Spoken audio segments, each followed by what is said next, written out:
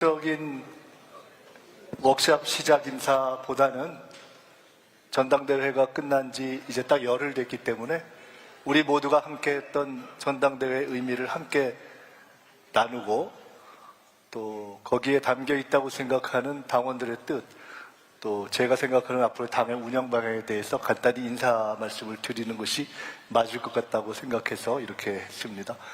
우리 사무처에서 준비를 하시면서 전임 최고위원님들한테도 좀 선물을 준비하셨으면 좋았을 것을 좀 아쉽습니다만 다시 한번 뜨거운 박수 부탁드립니다. 한 15분 정도 간단하게 말씀을 드리겠습니다. 정당의 사명이 여러 가지 있습니다만은 이 시점에 우리의 사명을 저는 이번에 우리가 전국에 걸었던 민주의 황금시대로 요약을 하고 싶습니다. 어떤 분들은 민주의 황금시대가 민주당의 황금시대냐 이렇게 말씀하시지만 저것은 미국이 뉴딜 이후에 뉴딜 연합으로 전성시대를 열고 또 멀리는 영국의 빅토리아 여왕 이후에 영국의 전성시대를 열고 스웨덴이 사회민주당의 3번 집권을 통해서 복지국가라는 새로운 역사적 전성시대를 열었던 것과 필적하는 그러한 영어로 이야기한다면 더 디모크라틱 골든 에이지라고 표현할 수 있는 민주의, 민주주의의, 국민주권의, 대한민국의 황금시대이고 그것을 만들 주체가 민주당이라는 점에서는 뭐 그렇게 해석할 수도 있다고 생각합니다. 5000년 역사에 처음으로 우리가 세계를 선도할 수 있다는 의미를 담았다는 점에서 지난 대선 때 우리가 슬로건으로 쓰기는 했지만 누구도 명료하게 정의하지 못했던 K-이니셔티브가 최근에 대체불가 대한민국으로 정리되고 있는 저는 그 흐름이라고 생각합니다. 일부에서 대통령님께서 최근에 전당대회 말미쯤에 황금시대라는 표현을 쓰신 것을 가지고 저도 저 표현을 즐겨 쓰기 때문에 혹시 그런 연관성 아니냐라고 말씀하시는 분도 있지만 실제로는 저 워딩을 가장 최근에 쓴 가장 유명한 사용은 젠슨 황이 언더 유어 리더십, 당신의 지도력 하에서 한국은 골든 에이지, 황금시대로 접어들고 있다고 판단한다라고 이야기했던 바로 그것이고 그것은 타고르가 인도의 시성 타고르가 이제 촛불에 타오르면 한국이 세계를 선도할 것이다 라고 이야기했던 100년 전 예언에 준하는 저는 그러한 시대가 최초로 펼쳐지고 있다 이렇게 생각하고 그것을 과거에 이해찬 전 총리 같은 분은 가령 20년 집권론 이런 집권이라는 방식으로 표현했다면 이것을 권력의 문제가 아니라 대한민국의 시대적 세계사적 사명이라는 형식으로 황금시대로 표현했고 그것이 우리 모두의 민주당뿐만이 아닌 대한민국 모두의 역사적 사명이다. 저는 이렇게 규정하고자 합니다. 그리고 저것이 사실은 제가 이번 전당대회에 임했던 기본적인 역사 인식이기도 합니다. 이번 전당대회는 어느 때보다도 치열했습니다. 저는 생각해 봤습니다. 왜 치열했는가? 우리의 차이는 무엇이었는가? 지금 열흘째가 되는 날 대통령님께서 내일까지 포함해서 3번 당과의 모임을 가지십니다. 처음은 우리 정청래 전 대표님, 소영길 전 대표님, 저를 포함해서 출마했던 대표 출마자들을 만났고 그리고 엊그제는 당선된 최고위원들을 만났고 내일은 우리 모두를 만납니다. 그런데 매우 치열했죠. 그리고 그 치열함이 우리 당과 지지자들에게 있어서는 과연 우리가 계속 하나의 대우를 유지할 수 있을까? 혹시 분열하는 것은 아닐까? 이 정서적 골이 메워질 수 있을까? 라는 우려를 할 정도의 깊이다 이렇게 보는 분들도 있습니다. 그래서 저는 이 문제를 덮어두고 가는 것은 옳지 않다 이렇게 생각합니다. 차이가 무엇인지, 왜 치열했는지를 있는 그대로 밝히는 것에서 출발하는 것이 옳다라고 생각합니다.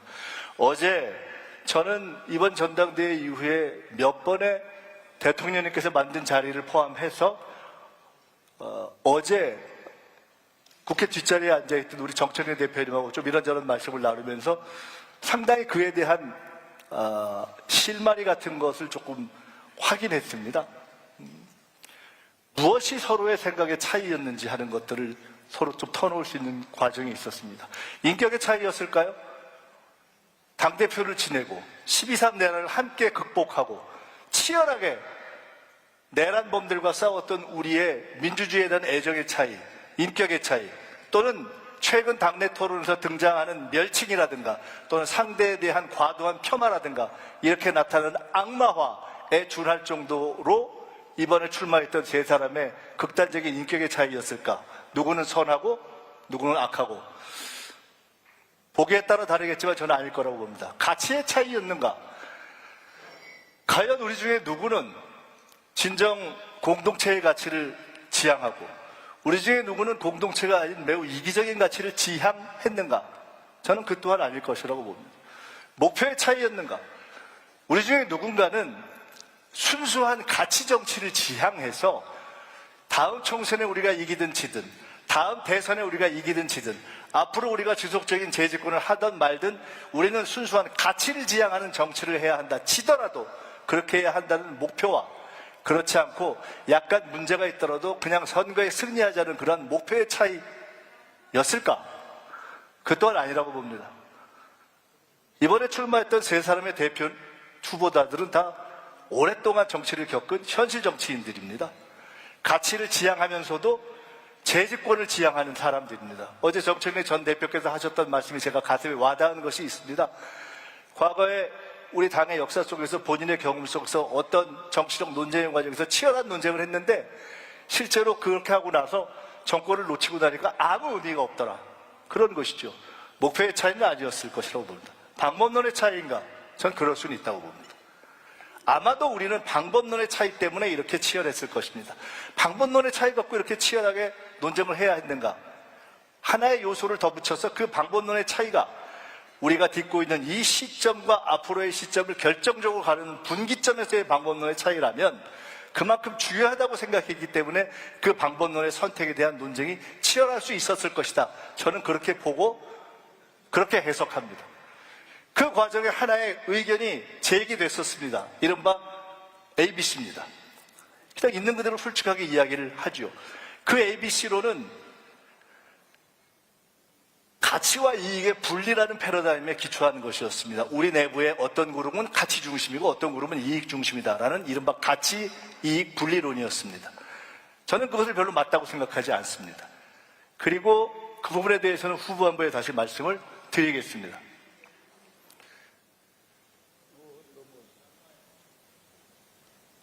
이거 앞으로 좀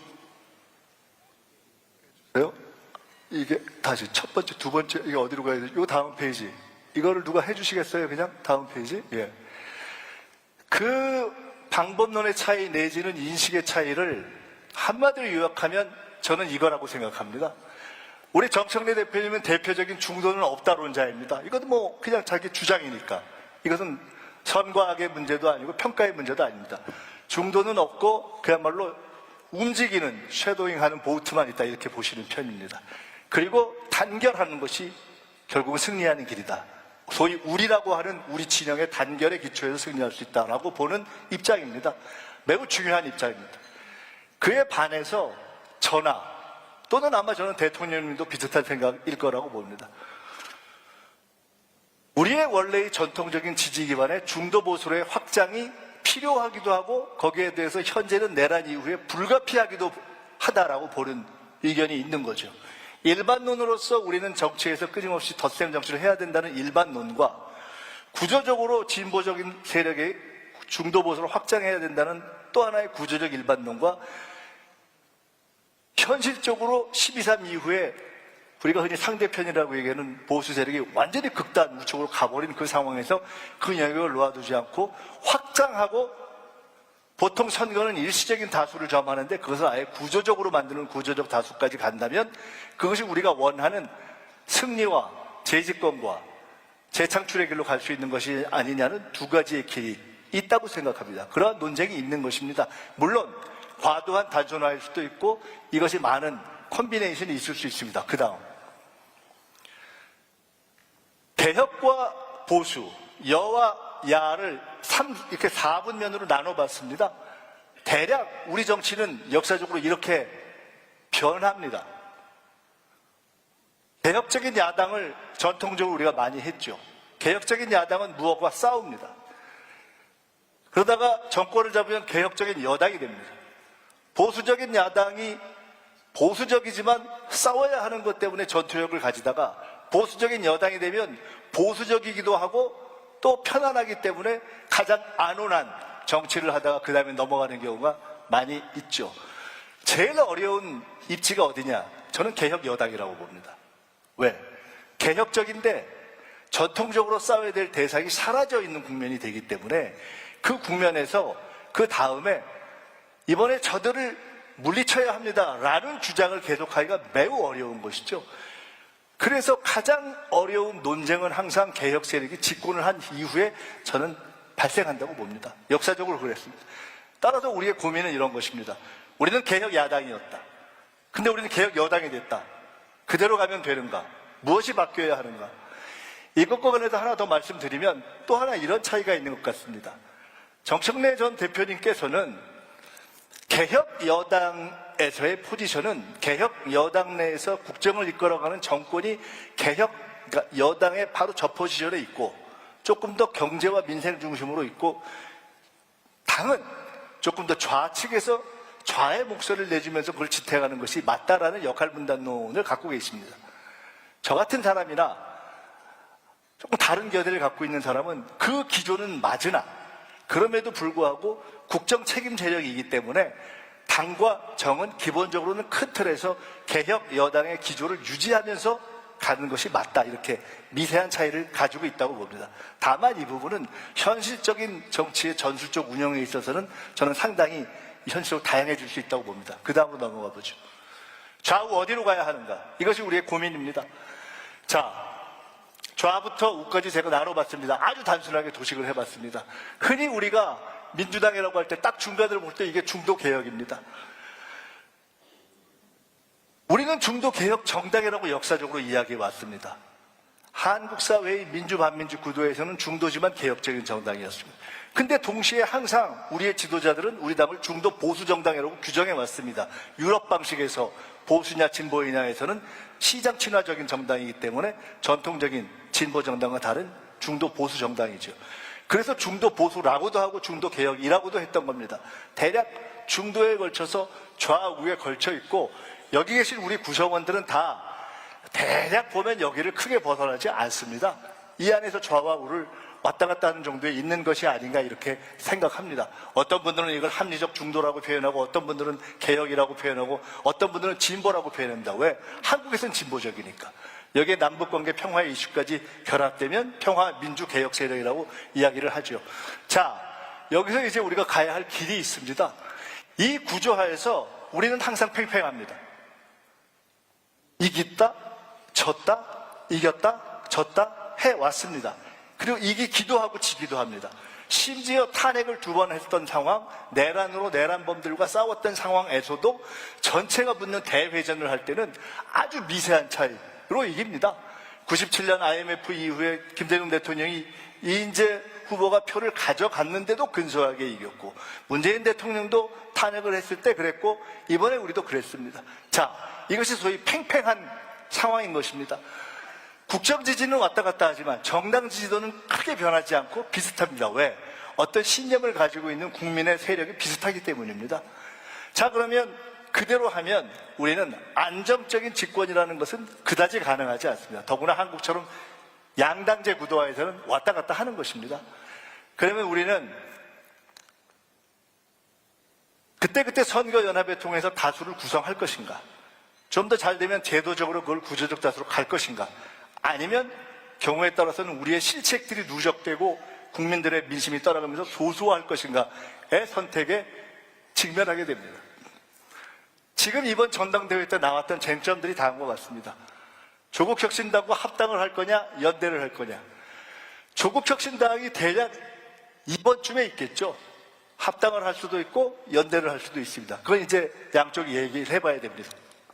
어쨌든 그렇게 되면 대략 2번과 1번이 합쳐지는 정도의 스펙트럼의 정치적 연대가 될 것입니다. 연대라는 것은 우리 진성준 위원장님께서 이번에 책임을 맡으신 진보연대가 형성되는 것입니다. 사회민주당, 기본소득당, 진보당 다 만났습니다.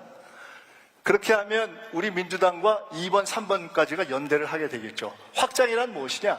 이 모든 것들을 전제로 하면서 이거를 한번 4번까지 아주 담대한 구상을 하면 4번이나 뭐 갈 수 있고, 그렇지 않다면 1번에서 한 4분의 10분의 1, 10분의 2, 10분의 3, 이 정도로 갈 수 있는 정도가 단합 위의 연대 확장이라고 생각을 합니다. 역포위란 무엇이냐?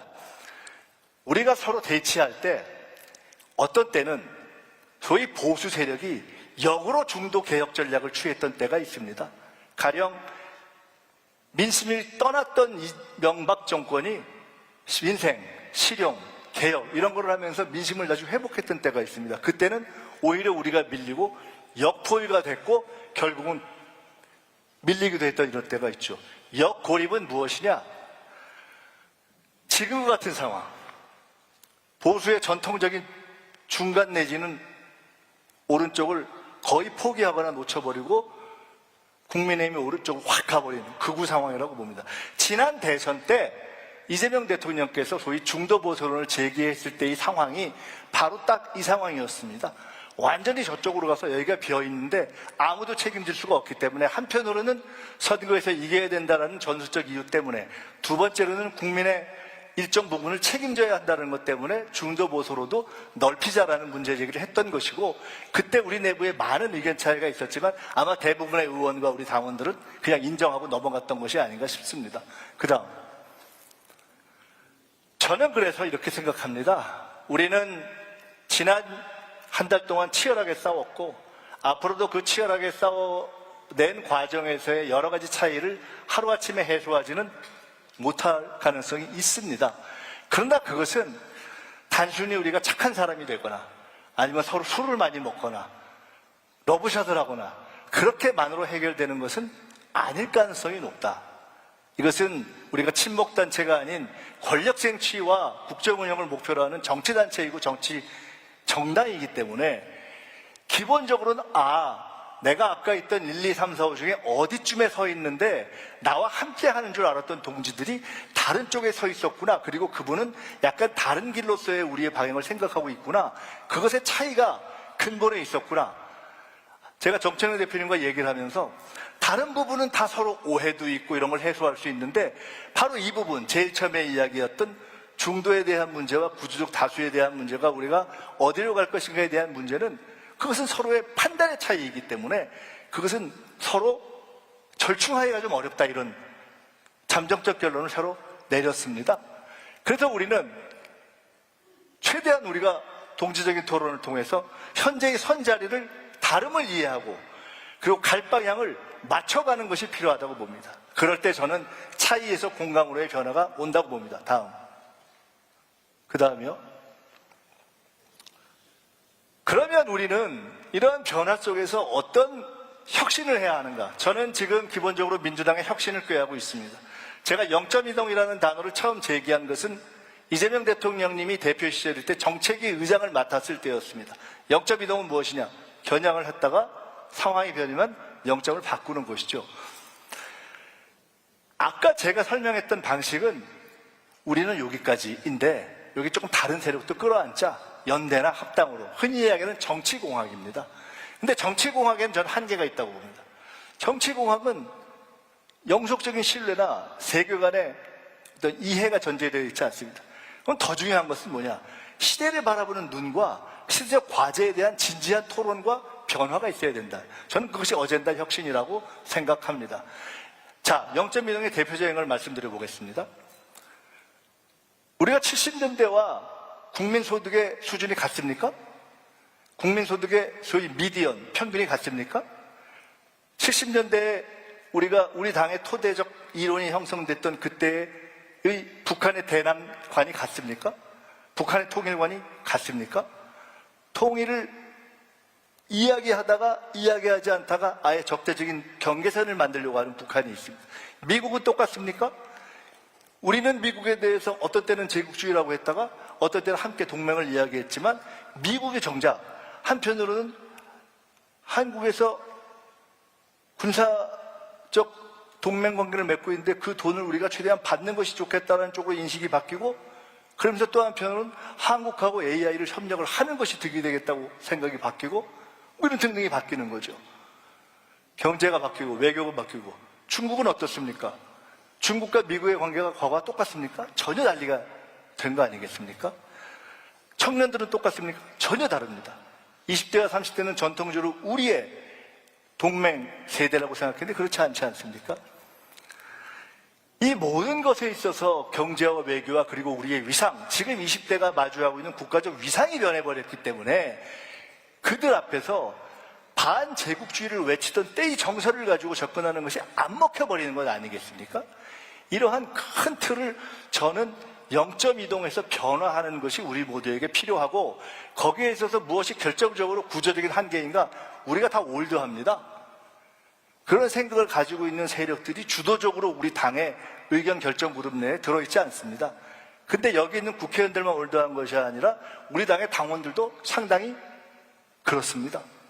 따라서 우리는 의원들과 우리 지지층과 당원들의 세대를 노력에 의해서 0.2동이 구조적으로 가능한 그런 세대적인 변화를 해내지 않으면 저는 우리 당이 앞으로 5년, 10년 후에 지속적으로 국정을 맡기는 어렵다고 봅니다. 그래서 제기된 것이 새로운 ABC인 것입니다. Affordability. 미국이 심지어 민주사회주의 세력이 지금 득세하고 있는 거 아닙니까? 민생, 실용. 브로드닝, 아까 얘기했던 확장, 컴피턴스, 유능. 저는 이러한 것을 한편으로는 선진적으로 또 한편으로는 품격에 있어서 개혁 여당이니까 조금 더 다른 품격이 있는 태도. 우리가 지향했던 사회가 기본사회 아닙니까? 근데 기본사회라고 접근했을 때 사람들의 느끼는 감도가 저는 과거와 좀 달라지고 있다고 봅니다. 품격 있는 기본사회, 조금 더 업그레이드된 기본사회를 제기하고 제시해야 한다고 생각합니다. 지금 청년문화제를 저희가 쭉 제시하고 있습니다. 왜? 저는 문화가 청년들과 정책만으로 접근이 안 되기 때문에 문화가 청년들과 접근하는 매우 중요한 문제라고 생각합니다. 어제 안동에 갔는데 최고위원들이 들어갔는데 막 빵빠레가 나오더라고요. 그래서 제가 여기 상 줘야 되겠다 이랬습니다. 사소한 문화적 변경의 시도라도 해야 한다. 글로벌로 가야 할 것이고 청년이고 수기민주 당원 주권은 시작일 뿐입니다. 1인 1표는 그냥 한 표 찍는다는 시작일 뿐입니다. 그렇지만 그 당원들에게 더 많은 토론을 하고 더 많은 권한을 줘야 한다고 생각합니다. 매우 중요한 것 마지막으로 AI를 이야기하고 메가를 이야기하지만 현실은 우리뿐만 아니라 전 세계가 어렵지 않습니까? 따라서 우리 당은 한편으로는 메가 프로젝트를 이야기하지만 또 한편으로는 격차 해소라는 거대하고 담대한 어젠다를 동등한 비중 내지 더 큰 비중으로 제기하고 노력하지 않으면 안 되는 상황에 이르렀다. 따라서 이 문제는 정말 큰 고민이다. 우리가 을지로도 있고 여러 가지 있었지만 그 정도의 문제의식보다 훨씬 큰 문제의식을 갖고 우리 당 전체가 우리 당이 어쩔 수 없이 여당으로서 갖게 되는 성장 친화적인 입장 또 그렇게 하지 않으면 되는 절박한 세계 경제 속에서의 위치가 있지만 그만큼이나 더 이러저러한 어려운 약자의 문제를 대해야 된다 이렇게 생각합니다. 그 다음 거의 끝났습니다. 올해는 3번 집권했습니다. 김대중, 노무현, 문재인 그리고 이번에 4번째 이재명까지 그중에 한 번 재집권해봤습니다. 김대중 대통령 때 제가 그때 일을 꽤 깊이 해봤습니다. 제 경험이 다 옳지는 않지만 저는 그때로부터 보면 2가지의 승인을 생각합니다. 재집권을 해야 그것이 진정한 국정 운영의 승리라는 관점을 만약 가진다면 재집권을 못하면 다 실패한 것은 아니지만 재집권을 하지 않으면 우리의 모든 노력이 상당 정도 역행할 수 있다는 것까지 생각한다면 김대중 대통령 시절에 우리의 재집권은 2가지의 요인이 있었습니다. 하나, 전통적인 야당으로서의 새정치국민회의로 집권했습니다. 여기 우리 김영현 의원님 아실 겁니다. 그때 취재를 해서. 근데 집권 후에 새천년민주당이라는 정당으로 탈바꿈했습니다. 원래 있었던 지지 세력과 핵심 세력을 그대로 두고 그 위에 상당한 영입을 했습니다. 심지어 그때의 당대표가 여성 기업인이었습니다. 애경의 장영신 회장이. 그리고 다양한 분들을 끌어들였습니다. 그런데 결국 그 당을 가지고 총선을 치러내고 재집권을 했고 남북관계를 풀어내고 복집권을 했습니다. 2번째, 뉴 DJ 노선을 취했습니다. 그 시점에 필요한 정도의 0.2동을 한 것입니다. 저는 지금도 우리가 개혁 여당의 입장에서 그때 재집권에서 반추할 것이 무엇인가를 생각해 봐야 된다 이렇게 생각합니다. 그 다음이요? 거의 끝났습니다. 이제 끝으로 말씀드리겠습니다. 올해가 2026년, 20년 후면 해방 100년, 30년 후면 민주당 100년입니다. 1955년부터 2055년. 저는 확신합니다. 민주당 외에는 한국 사회에 제대로 된 정당이 없습니다. 유일하게 민주적 정통성을 가진 정당입니다. 유일하게 진보개혁 세력 중에서 10년 이상의 역사를 지속하고 있는 정당입니다. 유일하게 국민들이 그 당명을 민주당이라고 기억하고 있는 정체성 위에 서 있는 정당입니다. 유일하게 민주진보 개혁 세력 전체를 끌어안고 연대를 실현해낼 수 있는 현실적인 정치 세력입니다. 우리가 하지 않으면 아무도 못합니다. 우리가 실패하면 무너지는 것입니다. 근데 바로 1년 동안 놀라운 지지율을 가지고 국민들의 압도적인 지지를 받았던 이 정부가 지난 선거에 흔들리면서 지지율 떨어지고 증시 떨어지고 전체적인 상황이 흔들리는 상황에 딱 달했던 시점에서 우리는 전당대회를 맞이했던 것입니다. 앞으로 20년, 앞으로 30년 그 과정에서의 직권이 어떻게 되느냐를 떠나서 우리는 우리가 해야 하는 젠슨 황조차도 이야기하고 있는 K 골든 에이지 민주의 황금 시대를 만들어내는 바로 그 첫 문을 우리가 열고 있기 때문에 그 사명감을 놓치면 안 된다. 저는 이렇게 생각합니다. 마지막입니다. 저는 모두 뛰는 민주당을 제기합니다. 결국은 민생입니다. affordability. 민생. 이재명 대통령께서 대통령이 된 이유, 우리 중에 탑이 된 이유는 단순합니다. 저는 김대중, 노무현, 문재인, 이재명 이런 분들이 왜 대통령이 됐을까를 생각합니다. 처음 시작할 때 그분들이 탑이 아니었습니다. 김대중도 노무현도 탑이 아니었습니다. 왜 탑이 됐는가? 국민들에게 헌신했고, 두 번째, 누구보다 공부를 열심히 했고. 왜 이재명 대통령이 여기 수많은 86들이 있는데 그 동갑내기 중에서 탑이 됐는가? 전통적인 운동권도 아닌데. 민생, 실용. 그러면서 국민주권, 집단지성을 몸으로 체험했기 때문에 그렇습니다. 저 같은 사람만 해도 아직 이념적인 게 남아있거든요. 저도 그래서 우리는 결국 이 정부가 1년 동안 성공했던 바로 그 지점, 초심으로 돌아가야 한다고 생각합니다. 민생으로 돌아가는 민주당이 돼야 하고, 왜 TF를 제가 무지막지하게 띄웠는가? 사실 저 혼자 생각에는 그 TF를 10개 정도 띄운 메가텐의 대부분은 흔히 외부에서 얘기할 때 진짜 우리 당의 대표 선수라고 하는 분들을 다 모시려고 노력을 했습니다. 우리 이광재 의원님, 김경수 지사님, 박봉기 의원님 등등 그런 대표 선수들, 김태린 의원님, 쟁쟁한 분들 아닙니까? 그런 분들을 다 모시고 왜 TF 형태로 했는가? 신속할 수 있으니까요.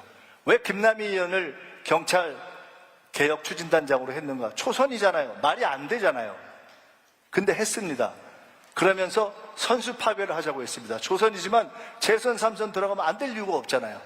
실속 있게 해내고 정치 상황이 바뀌었기 때문에 우리의 일반 당직이 아니라, 일반 당직은 하지만 그런 특별한 기구 속에 민생에 유동적으로 대응하는 것이 좋겠다고 생각했습니다. 저는 우리 당의 의원님들께 말씀 올립니다. 아직 다는 만들어내지 못했지만 이런 방식으로 하겠습니다. 제안해 주십시오.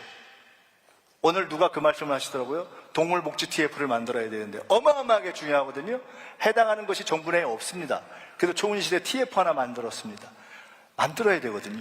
엄청나게 중요하거든요. 이슈도 많고 표도 많고 국민들이 너무 관심이 많고.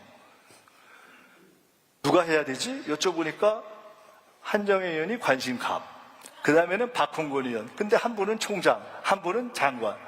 딴 분 중에 찾아야 돼요. 진짜 반려동물에 애정이 있는 분.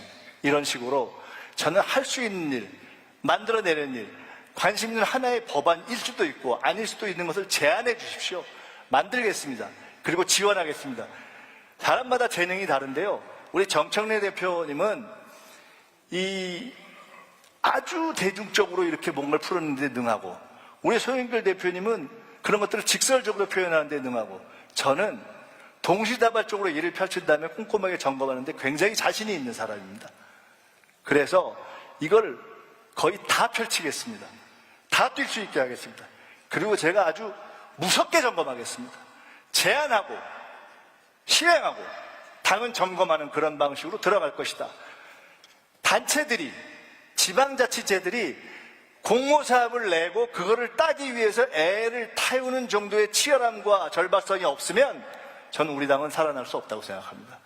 우리 의원들 전체가 누가 보든 보지 않든 치열하게 일하는 과정을 거쳐야 저는 이년후 총선에 해볼 가능성이 생기고, 여당 선거는 쉽지 않습니다. 죽어라 해야 가능성이 생기는 것입니다. 이긴다고 보장되지 않습니다. 그리고 1년 후 서울시장 선거에 해볼 가능성이 생깁니다. 이제 마지막으로 마지막하고 끝내겠습니다. 분기점입니다. 저는 이번 전당대회 때 평소에 별로 화를 내는 사람이 아닌데 화도 내고 절박했습니다. 그래서 새벽마다 고민했습니다. 내가 왜 화를 내지? 그리고 그 과정에는 사실은 당내에서 함께 경쟁했던 동지들보다는 당외에서 제기되는 여러 가지 말이 안 되는 이야기들에 대한 화도 있었다 하는 것을 깨닫고 그것을 이렇게 숙이려고 노력했습니다. 그러나 분명한 것은 우리는 절박한 분기점으로서의 전당대회를 치렀습니다. 이 분기점에서 당원들이 선택했습니다. 옳고 그름은 나머지 논쟁의 문제이지만 압도적인 당원들이 지도부를 선택했습니다. 저는 그것을 그 노선의 선택이라고 봅니다. 그리고 그 노선에 따라서 당을 운영해 갈 것이고, 그렇게 했을 때 저는 당과 정부가 하나의 길로 갈 수 있고, 저는 대통령님께서도 당원들이 선택해 주신 그 노선이다, 민생 실용 확장 노선이 우리 정부의 노선이고 이번에 선택된 이번에 당의 노선이다. 그 길을 가서 우리는 재집권 실패의 길로 가는 것이 아니라 황금시대를 만드는 이재명 정부의 나머지 4년을 성공시키는 길로 가야 한다, 이런 생각을 하고 전당대회에 나왔고 선택을 받았습니다. 그 선택에 대해서 전력 투구하면서 뛰겠습니다. 그리고 제가 오늘 이렇게 말씀드리는 이유는 제 생각을 있는 그대로 말씀드리고, 이제 우리 의원 여러분들과 함께, 당원들은 바라보고 지지해 주지만 일을 하는 것은 우리들이기 때문에 의원 여러분들과 함께 호흡을 맞춰가면서 하나하나 풀어가겠다는 말씀을 드립니다. 감사합니다. 네.